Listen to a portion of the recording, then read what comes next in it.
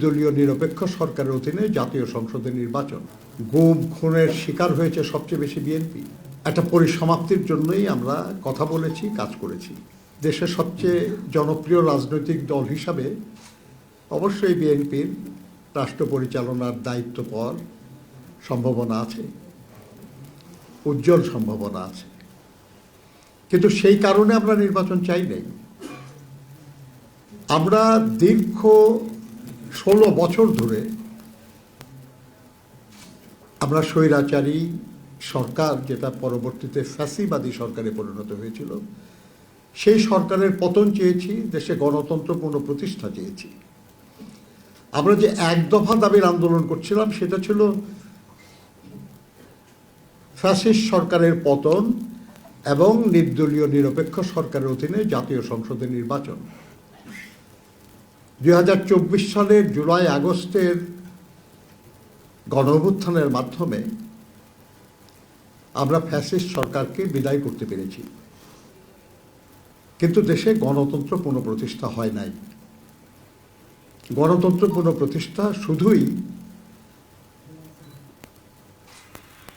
একটা অবাধ সুষ্ঠু নির্বাচনের মাধ্যমে, জনগণের ভোটের মাধ্যমে, জনগণের সমর্থনের দ্বারা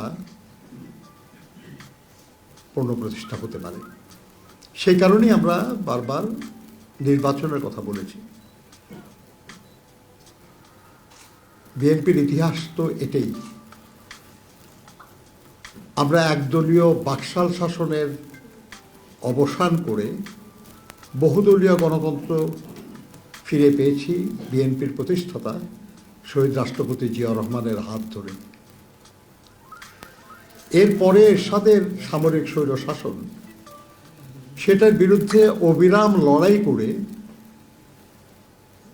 নির্বাচনে বিজয়ী হয়ে দেশনেত্রী বেগম খালেদা জিয়া সংসদীয় গণতন্ত্র পুনঃপ্রতিষ্ঠা করেছিলেন। এবার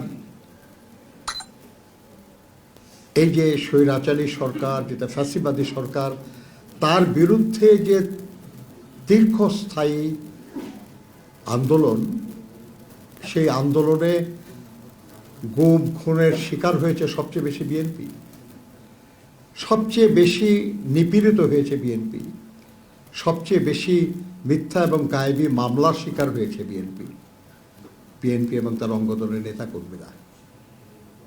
তারপরেও রাজপথ থেকে আমরা কখনো পেছনে যাইনি, আমরা রাজপথে ছিলাম এবং 24-এর ছাত্র শ্রমিক গণঅভ্যুত্থান, সেই অভ্যুত্থানে আমরা সক্রিয় ছিলাম। যে লড়াইটা আমরা শুরু করেছিলাম, সেই লড়াইয়ের সুষ্ঠু একটা পরিসমাপ্তির জন্যই আমরা কথা বলেছি, কাজ করেছি। আর সেটা হতে যাচ্ছে ইনশাল্লাহ আগামী 12ই ফেব্রুয়ারি।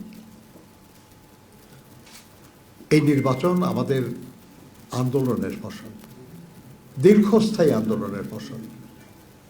এই নির্বাচন আমাদের বহু কাঙ্ক্ষিত একটি নির্বাচন। বাংলাদেশের মানুষ বহু বছর ভোট দিতে পারে নাই, পছন্দের প্রার্থী নির্বাচিত করতে পারে নাই। আমরা আশা করছি যে এবার জনগণ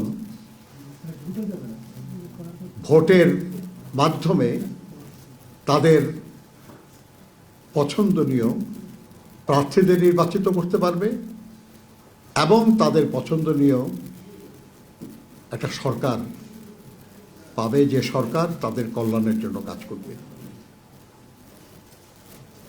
কাজেই এই নির্বাচনটা যাতে অবাধ সুষ্ঠু হয়, এই নির্বাচনটা যাতে শান্তিপূর্ণ হয়, এই নির্বাচনে যেন সত্যি সত্যি আমাদের জনগণ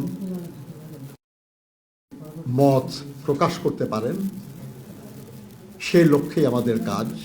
আমাদের নেতা জনাব তারেক রহমানের নেতৃত্বে আমাদের দল এই কাজটি করছে।